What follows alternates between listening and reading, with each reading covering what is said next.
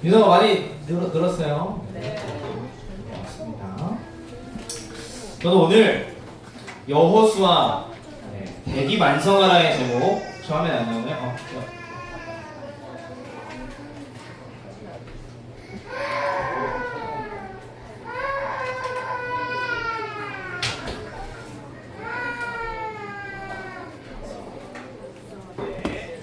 저는 오늘 여호수아 대기만성하라의 제목으로 함께 말씀의 은혜를 나누길 소망합니다. 오늘 본문 말씀은 여호수아서 1장 1절과 24장 29절 말씀인데요. 우리 함께 좀 읽어보도록 하겠습니다. 여호수아서 1장 1절과 24장 29절 말씀입니다. 함께 읽겠습니다. 자, 시작. 여호와의 종 모세가 죽은 후에 여호와께서 모세의 수종자 눈의 아들 여호수아에게 말씀하여 이르시되 이 일 후에 여호와의 종 눈의 아들 여호수아가 110세에 죽음에. 여러분 혹시 대기만성이 무엇인지 아십니까? 대기만성? 대기만성 손 내리셔도 돼요.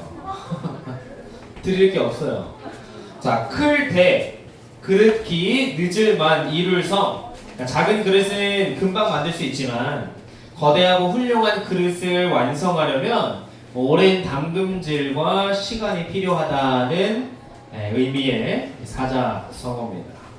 제가 두 사람에 대한 이야기를 좀 여러분들에게 들려드릴게요. 여러분은 어떤 사람처럼 살길 원하는지를 한번 생각해 보면서 들으시면 좋겠습니다.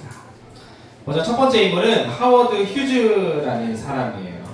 이 하워드 휴즈는 미국의 투자가이자 비행사 그리고 공학자였습니다. 여러분 어벤져스 아세요? 네. 어벤져스. 이 마블 코믹스에 보면 아이언맨 나오죠. 아이언맨 이름이 뭔지 아세요? 그 영화상에서 아이언맨 이름이 토니 스타크예요. 토니 스타크.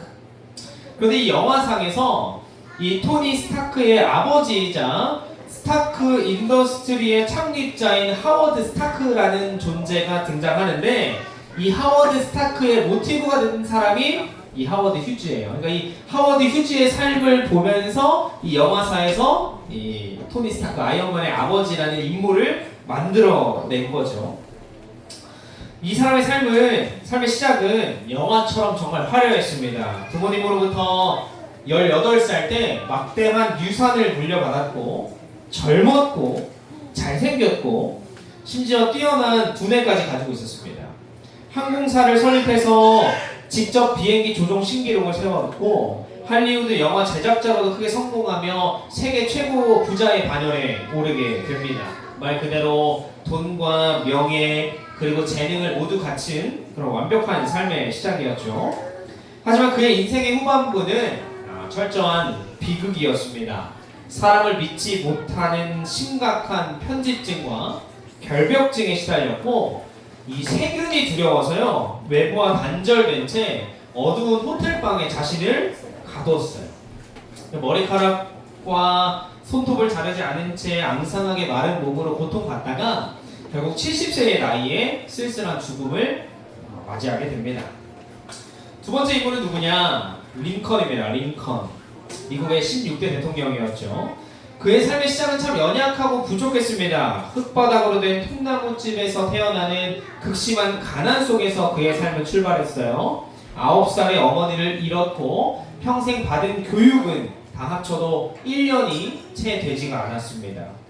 청년 시절에는 사업에 실패하면서 엄청난 빚을 지게 되고 심각한 우울증에 시달렸으며 선거에서도 수없이 낙선하는 말 그대로 실패로 얼룩진 인생의 전반부를 보냈습니다. 하지만 그는 숱한 좌절 속에서도 포기하지 않아요. 정직함과 사람을 향한 따뜻한 마음을 잃지 않았습니다. 결국 그는 미국의 16대 대통령이 되어서 노예제도를 폐지하고 분열된 국가를 하나로 통합하는 위대한 업적을 이루게 됩니다. 그의 시작은 분명 미약했지만 나중은 심히 창대하게 되었던 것이죠. 하워드 휴지와 링컨, 여러분은 누구의 삶이 더 위대한 삶이었다고 생각하십니까? 물론 어떤 생각을 하냐, 또 어떤 기준을 가지냐에 따라서 그 판단이 달라질 수 있겠지만 대부분의 사람들은 링컨의 삶을 좀 더 위대하다라고 판단하지 않을까라는 생각이 들어요. 끝이 좋지 못한 사람보다는 끝이 좋은 사람에 대한 평가와 기억이 더 좋을 수밖에 없는 거죠. 오늘 우리가 함께 다룰 인물 여호수아의 삶은 대기만성의 삶이 그냥 어떤 삶인지를 보여줍니다.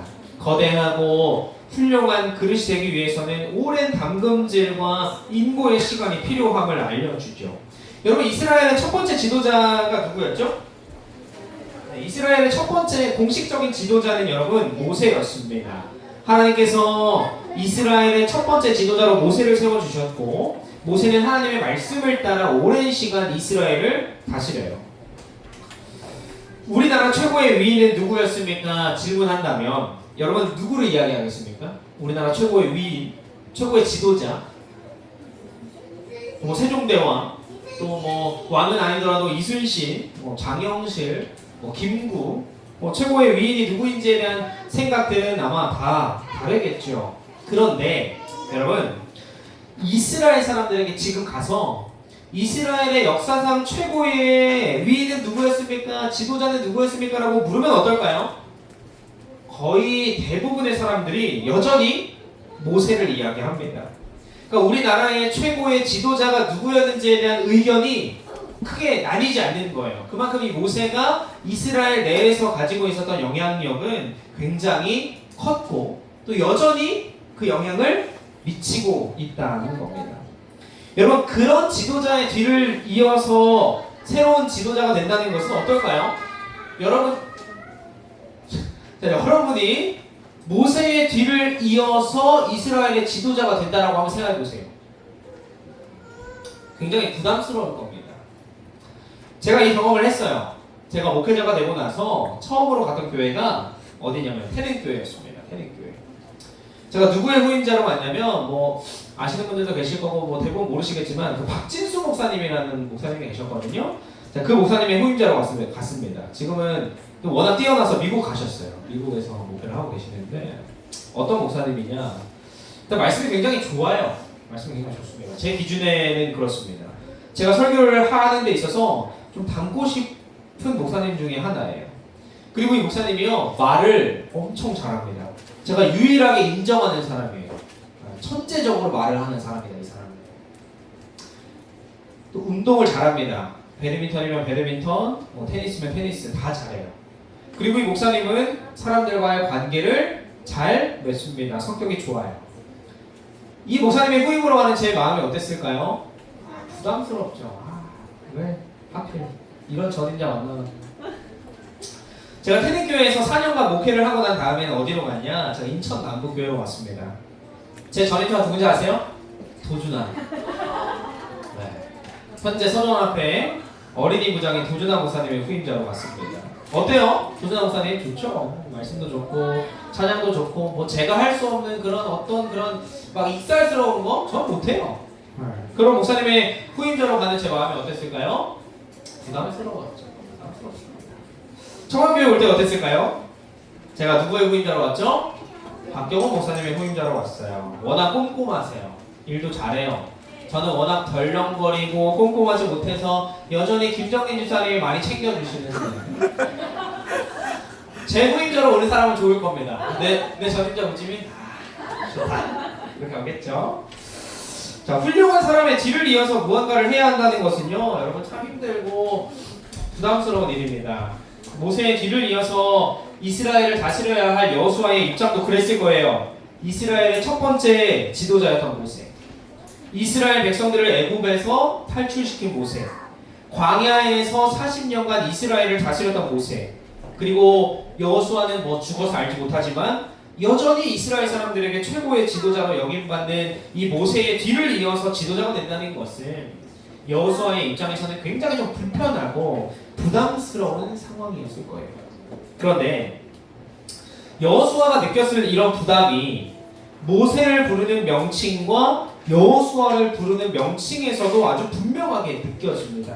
두 사람을 부르기 위해서 사용하시는 하나님의 어떠한 그 명칭에는 큰 차이가 있어요. 여호수아서 1장 1절 말씀에 이렇게 기록합니다. 여호와의 종 모세가 죽은 후에 여호와께서 모세의 수종자 눈의 아들 여호수아에게 말씀하여 이르시되. 여러분, 모세의 이름 앞에 붙는 명칭은 무엇입니까? 여호와의 종이에요. 모세는 여호와의 종이라 부름 받습니다. 그런데 여호수아의 이름 앞에 있는 명칭은 뭐예요? 모세의 수종자 눈의 아들이에요.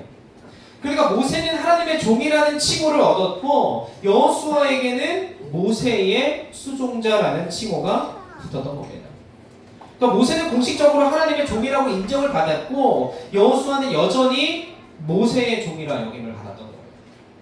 여호수아의 입장이 어땠을까? 제가 생각해봤어요. 예를 들어서 제가 처음 어린이교회에 담당 목회자로서 부름을 받아서 처음 어린이교회에 딱 왔는데 여러분들이 이렇게 말하는 거예요. 저를 이렇게 소개하는 겁니다. 하나님의 종이었던 박경호 목사님이 가고 조덕현 목사님의 수종자 우지민 목사님이 왔습니다. 박경호 목사님은 하나님의 종이라 하면서 왜 나는 하나님의 종이라 부르지 않는 걸까? 왜 나는 인간의 수종자라 부를까요? 기분이 어떨까요? 어떻겠습니까? 그리 유쾌하진 않을 거예요. 유쾌하지 않다고 표현해주네요. 어쩌면 여호수아의 마음도 그랬을지 몰라요. 안 그래도 모세의 뒤를 이어 지도자가 된다는 것이 너무 부담스럽고 힘든데 모세는 하나님의 종이라 하면서 나는 여전히 모세의 종이라 부름을 받을 때 여호수아의 마음은 더 부담스럽고 더 힘들었을 겁니다. 이 이스라엘의 지도자로서의 여호수아의 시작이 너무나 미약한 것처럼 느껴집니다. 초라하고 좀 민망하게 느껴질 정도예요. 그런데 여호수아의 지도자로서의 삶의 시작에 사용되었던 이 모세의 수종자 눈의 아들이라는 여호수아의 이 명칭이 여호수아의 지도자로서의 삶이 마무리되는 그 시점에는 변경됩니다. 말씀이 이렇게 기록해요. 함께 읽어볼까요? 시작. 2일 후에 여호와의 종 눈의 아들 여호수아가 110세에 죽음에. 자, 모세의 수종자였던 여호수아의 명칭이 여러분 뭐라고 바뀌어요? 여호와의 종으로 바뀌어요. 그러니까 여호수아의 삶의 마지막 순간에 하나님께서 여호수아를 당신의 종이라 불러 주시는 겁니다. 그렇다면 여호수아의 이 명칭이 이렇게 달라질 수 있었던 이유가 무엇일까? 결국 이스라엘의 지도자로서 살아가는 그 지도자로서의 삶을 살아가는 과정에서 하나님을 향한 여호수아의 믿음이 성장했기 때문이 아닐까 생각이 들어요. 하나님에 대한 여호수아의 믿음이 여호수아로 하여금 진정한 하나님의 종이 되게 한 것이죠. 실제로 지도자로서의 여호수아의 삶에는 하나님을 향한 그의 믿음이 드러나는 다양한 사건들이 존재합니다. 그 중에서 오늘 우리는 세 가지의 큰 사건을 좀 간략하게 다룰 텐데요. 첫 번째는 요단강을 건넌 사건입니다. 그리고 두 번째는 여리고를 정복한 사건. 그리고 마지막 세 번째는 기브온 전투예요. 이 세 가지의 사건을 통해서 우리는 하나님을 향한 여호수아의 믿음이 얼마나 확고했는지 또 지도자로서 그 믿음이 얼마나 성장했는지를 깨닫게 됩니다. 먼저 첫 번째 사건, 요단강을 건넌 사건입니다. 이스라엘 백성들이 이 광야에서의 오랜 시간의 방황을 마무리하고 이 가나안 땅에 들어가기 위해서는 반드시 무엇을 건너야 했냐면 이 요단강을 건너야 했습니다. 그러니까 이 요단강을 건너야지만 가나안 땅으로 들어갈 수 있는 거예요. 그런데 문제는 여러분 이 요단강을 건너기가 쉽지 않았다는 거예요. 중동 지역의 날씨는요, 여러분 크게 건기와 우기로 나눌 수 있습니다. 건기와 우기. 건기가 어떤 시즌이죠? 건기? 비가 안 오는 시즌. 우기는요, 비가 많이 오는 시즌이죠. 그렇게 크게 두 개로 나눌 수 있는데요. 이 요단강의 깊이와 요단강의 길이가 건기냐 우기냐에 따라서 그 차이가 엄청 심해요. 건기에는 수심이요 1m밖에 되지 않습니다. 비가 오지 않는 그 시즌에는 요단강의 수심이 1m 정도밖에 안 돼요. 건널 수 있을까요? 없을까요? 충분히 건널 수 있다라고 느껴져요. 그 다음에 이 강의 폭, 강의 길이가 30m 정도입니다. 그러니까 어른이면 마음 먹으면 건널 수 있는 거예요. 근데 우기에는 이야기가 달라져요. 수심이 3m에서 4m 정도로 늘어나고 강의 길이는 1.6km 정도가 됩니다. 그러니까 건기에는 건널 수 있는 이 요단강이 우기에는 어때요? 절대 건널 수가 없어요. 그런데 이 이스라엘 백성들이 요단강을 건너야 했던 그 시기가 언제였냐면 우기였습니다. 우기. 심지어 이스라엘은 200만 명이나 되는 사람들이 그 강을 건너야 했어요. 가축과 어린 아이들과 노인들도 많았죠. 건널 수 있습니까? 없습니까? 건널 수 없어요. 그리고 요단강을 건너기 어려웠던 또 다른 이유가 있습니다. 여러분 이스라엘 백성들이 출애굽을 하면서 무언가를 건넜던 경험, 어떤 경험이 있죠? 요단강과 좀 비슷한 홍해바다를 건너는 경험이 있었죠. 그런데 이 홍해바다를 건너는 일과요, 요단강을 건너는 일에는 아주 분명한 차이가 있었는데 그것은 무엇이냐? 홍해는요 이미 갈라진 상태에서 건널 수 있었습니다. 건너기 전에 하나님께서 홍해를 뭐 하셨어요? 이미 가르셨어요. 이스라엘 백성들이 그 갈라진 홍해를 보면서 뭐 할 수 있는 거예요? 건널 수 있는 거예요. 그런데 요단강은 여전히 갈라지지 않은 상태에서 건너야 했다는 겁니다. 그러니까 홍해는 하나님께서 베풀어 주시는 기적을 이미 바라보고 있는 상태에서 믿음으로 건너야 했던 것이고, 요단강은 아직 그 기적을 보지 못한 상태에서 믿음으로 건너야 했던 거예요. 하나님께서 이 언약궤를 메고 있는 제사장들의 발이 요단강의 물에 먼저 닿을 때 그 물이 멈출 것을 말씀하셨고, 여호수아는 이러한 하나님의 명령에 따라 어떠한 의심도 없이 백성들을 이끌고 요단강을 건너기 시작합니다. 하나님에 대한 확고한 믿음이 없으면 행할 수 없는 일이죠. 여호수아의 이 하나님을 향한 믿음이 얼마나 굳센지를 보여주는 한 사건이었던 겁니다. 두 번째 사건은 여리고를 정복한 사건입니다. 여리고성을 이 요단강을 건너고 나서 가나안 땅에 본격적으로 입성하기 위해 한 첫 번째 관문이었습니다. 여리고는 이 당시에 최고로 견고한 성이었기 때문에 광야에서의 긴 시간의 방황을 마치고 돌아온 이스라엘이 이게 막 싸워서 이길 수 있는 성은 절대 아니었어요. 절대 이길 수 없었습니다. 이러한 상황 가운데에서 하나님께서 여호수아에게 뭐라고 말씀하시나요? 하루에 뭐 해라? 한 바퀴씩 돌고 마지막 날인 일곱째 날에는 몇 바퀴를 돌아라? 7바퀴를 돌아라. 그리고 너희가 7바퀴를 다 돌고 나서 큰 소리로 외칠 때 뭐 하겠다? 이 여리고성을 너희가 정복할 수 있겠다는, 사실 어떤 인간의 생각과 인간의 지혜로는 여러분 이해하기 어려운 명령을 하나님께서 내리세요. 여러분 한번 생각해보세요. 별내초등학교에 재앙이 너무 많아져서 별내초등학교를 우리가 정복해야 돼요. 우리 별내초등학교 다니는 친구들에게 우리 교인들 다 해가지고 별내초등학교를 하루에 한 바퀴씩 돌고 마지막 7째 날에 7바퀴를 돌고 소리치면 별내초등학교가 무너질 거야! 여러분 돌겠습니까? 머리가 돌겠죠. 그죠? 안 돌 거예요. 근데 여호수아는 뭐예요? 하나님께서 그렇게 말씀하셨으니까 뭐 해야겠다? 내가 믿음으로 해야겠다라고 생각하며 그 성을 돕니다. 그리고 실제로 이스라엘 백성들이 그렇게 외칠 때 이 여리고성이 어떻게 되죠? 여리고성이 무너지죠. 여호수아의 믿음이 가져온 위대한 결과였습니다. 그리고 마지막 세 번째 사건은 기브온 전투입니다. 이거 아세요? 요단강을 건넌 사건과 여리고성을 무너뜨린 사건은 여러분들이 아마 잘 아실 텐데, 기브온 전투에 대한 사건은 아마 잘 모르실 수도 있어요. 이 가나안의 남쪽에는 5개의 나라가 있었는데, 이 5개의 나라가 연합해서 이스라엘 백성들과 치열한 전투를 벌입니다. 그 전투 중에 일어난 사건으로 어쩌면 여호수아의 믿음이 가장 크고 또 가장 담대하게 표현된 순간이기도 해요. 하나님께서 이 5개의 나라의 연합군들을 이스라엘의 손에 넘겨주십니다. 그러니까 거의 승리가 눈앞에 있는 상황이었어요. 그런데 하필 해가 지는 거예요. 이제 막 거의 다 막 정복했는데 뭐 하는 거예요? 해가 질 시간이 된 거예요. 한번 생각해보세요.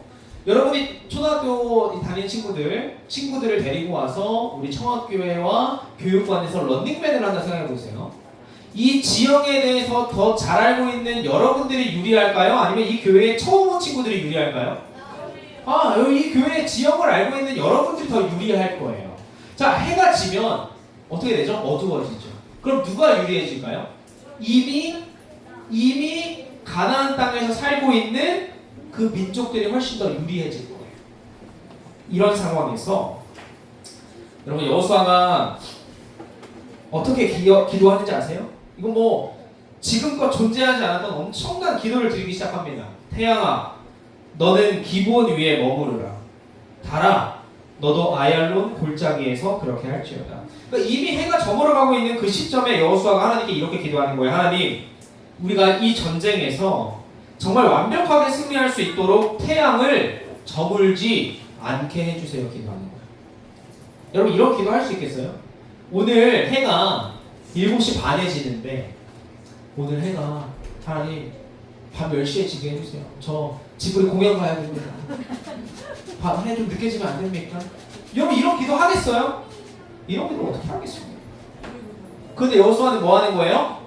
하나님, 우리가 이 싸움에서 완벽하게 승리해야 합니다. 그렇게 할 수 있도록 뭐예요? 태양이 늦게 지게 해주세요. 이 전쟁이 다 마칠 때까지 하늘에 태양이 밝게 떠 있을 수 있도록 하나님 도와주세요. 실제로 하나님께서는요, 여호수아의 이 기도를 들어주십니다.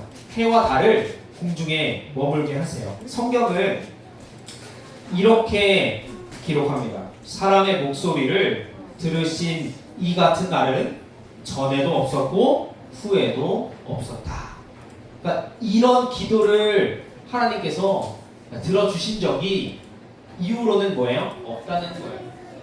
그만큼 여호수아의 이 기도가 여호수아의 믿음이 얼마나 크고 완벽했는지를 보여주는 것이죠. 여호수아가 이스라엘의 지도자가 되고 나서 경험한 이 세 가지의 큰 사건들, 이 사건들이 결국 우리에게 보여주는 것은 하나님에 대한 여호수아의 믿음입니다. 하나님을 향한 여호수아의 믿음이 얼마나 컸는지를 우리에게 보여주는 것이죠. 그리고 여호수아의 이러한 믿음은 여호수아를 한낱 인간의 종에서 하나님의 종으로 변화시켰던 거예요. 여호수아의 믿음이 여호수아의 삶을 변화시킨 것이죠. 여호수아의 삶은 오늘 우리에게 이렇게 이야기합니다. 대기만성하라. 우리의 모습이 지금은 비록 작은 그릇처럼 보일지 모르지만 결국에는 큰 그릇이 될 수 있다는 거예요. 큰 그릇이 되기 위해서 많은 시간과 노력이 드는 것처럼 큰 그릇이 될 수 있어요. 네, 괜찮습니다. 큰 그릇이 될 수 있는 거예요. 큰 그릇이 되기 위해서는 많은 시간과 노력이 드는 것처럼 우리의 삶 또한 큰 그릇이 되기 위해 많은 시간과 노력이 필요하다는 겁니다. 그리고 그 많은 시간과 노력의 핵심은 뭐냐? 바로 하나님에 대한 믿음인 것입니다. 믿음이 우리에게 존재할 때 그 믿음이 우리를 하나님 앞에 큰 사람으로 만든다는 겁니다. 우리 스스로의 모습을 볼 때, 또 우리 아이들의 모습을 볼 때 우리의 마음에 이런 질문이 들 수 있습니다. 내가 큰 사람이 될 수 있을까? 우리 어른들 어떠세요? 여호수아처럼 큰 사람이 될 수 있습니까? 그런 생각 드세요? 내가 하나님 앞에 여호수아만큼 큰 사람이 돼야지. 우리의 모습을 볼 때, 또 이 자리에 함께 앉아서 예배드리는 우리 아이들의 모습을 볼 때 우리가 이렇게 질문할 수 있죠. 내가 과연 큰 사람이 될 수 있을까? 이 아이들이 정말 하나님 앞에 대기만성할 수 있을까? 저도 제 스스로를 볼 때, 또 제 자식인 지율이와 지한이를 볼 때 이런 생각이 들어요. 내가 큰 사람이 될 수 있을까? 이 아이들이 정말 하나님 앞에 대기만성할 수 있을까? 큰 사람이 되길 정말 간절히 원하지만 큰 사람이 될 수 있을지에 대한 확신은 여전히 부족한 거죠. 예나도 그럴 거예요. 유나도 그렇고 이 자리에 앉아있는 우리 모든 아이들 스스로도 그렇게 느낄 겁니다. 내가 하나님 앞에 큰 사람이 될 수 있을까? 그 다음에 이 연약하고 부족해 보이는 아이들을 바라볼 때 우리 어른들의 생각에도 그런 생각이 들 수 있겠죠. 과연 이 아이들이 하나님 앞에 얼마나 대기만성할 수 있을까? 큰 사람이 될 수 있을까? 여전히 부족하고 연약한 모습이 보이기 때문입니다. 하지만 한 가지 분명한 사실은 내가 영적으로 정말 하나님 앞에서 큰 사람이 될 수 있을지, 우리 아이들이 정말 하나님 앞에서 대기만성할 수 있을지에 대한 판단은 내가 내릴 수 있는 게 아니라는 거예요. 우리가 내릴 수 있는 게 아니라는 겁니다. 다만 하나님을 향한 우리의 믿음과 이 아이들의 믿음의 여부에 그것이 달려있다는 거예요. 하나님에 대한 믿음이 우리 아이들의 매일의 삶에서 성장한다면, 그리고 그 믿음을 이 아이들이 잘 가꾸어 나간다면 여호수아가 그랬던 것처럼 분명 우리 모두가 하나님 앞에 대기만성할 수 있다는 겁니다. 사람의 종에서 우리가 하나님의 종으로 변화할 수 있다는 것이죠. 한 인물의 삶을 좀 소개해드리려고 합니다. 19세기 미국과 영국을 뒤흔든 위대한 전도자 D.L. 무디라는 이 사람에 대한 이야기예요. 그의 출발은 영적으로 한없이 초라하고 연약했습니다. 무디는 어릴 적에 아버지를 여의고 극심한 가난 속에서 자라서 제대로 교육을 받지 못했어요. 10대 후반 돈을 벌기 위해서 이 보스턴에 있는 한 구두점에서 일하면서 교회에 나가기를 시작했지만 하나님과 하나님의 말씀에 대한 이해와 지식이 그의 삶에는 전혀 없었습니다. 주일학교, 그러니까 D.L. 무디는 일요일 다닌 거죠. 주일학교 분반 시간에, 그러니까 오늘날 유치반과 소년반과 유년반으로 흩어져서 이 교과 공부 같은 것을 하는 그 시간에 이 주일학교 교사가 그 모여있는 그 학생들에게 요한복음을 좀 펴라라고 이야기를 했어요. D.L. 무디가 요한복음을 찾을 수가 없는 거예요. 전혀 뭐가 없기 때문이에요. 하나님의 말씀에 대한 어떤 이해와 지식이 없기 때문이에요. 그만큼 D.L. 무디라는 사람은요, 영적인 무지 상태였습니다. 그러다 그가 19살 때 다니던 교회의 교사였던 킴볼이라는 이 교사가 이 D.L. 무디를 찾아와서 다시 한번 복음을 전했고, 무디는 이 교회의 정식 교인으로 입교하기 위해서 입교 심사를 받았습니다. 그러니까 지금은 그런 게 없지만 이 예전에는 교회에 들어가서 교회의 어떤 그 정식적인 교인이 되기 위해서는 심사가 필요했어요. 그래서 그 교회의 여러 장로님들과 이 목회자가 무디에게 이렇게 물어요. 예수님께서 당신을 위해 무엇을 하셨습니까? 그러니까 이런 물음에 D.L. 무디가 예수님께서 나의 삶을 위해서 어떠한 일을 하셨는지를 이 대답을 하면은 입교를 하게 되는 건데, D.L. 무디가 그걸 대답을 못하는 거예요. 왜 못했을까요? 몰랐으니까. 전혀 알지 못했던 거예요. 영적으로 완전 무지했던 거죠. 그래서 이 사람들이 뭐라고 얘기하냐면 이 D.L. 무디의 입교를 거부합니다. 전혀 모르기 때문에. 이 사람은 영적 무지이기 때문에 이 사람은 우리 교회에 입교할 수가 없습니다. 라는 이야기를 해요. 세상의 눈에도, 심지어 교회의 눈에도 가능성이 전혀 없는 이 연약한 영혼으로 보였던 거예요. 그러던 이 소년이요, 어느 순간부터 하나님의 말씀과 삶에서 드리는 기도에 사로잡히기 시작하면서 완전히 변합니다. 그러면서 어떤 삶을 사냐? 평생 1억 명이 넘는 사람에게 복음을 전하는 삶을 살아요. 그리고 수많은 학교와 교회를 세우면서 19세기의 영적 부흥 운동의 중심에 서는 영적 거인이 됩니다. 영적으로 연약했던 무디가 여러분 결국 대기만성할 수 있었던 이유는 무엇일까? 기도와 말씀을 통해서 하나님에 대한 그의 믿음이 성장했기 때문입니다.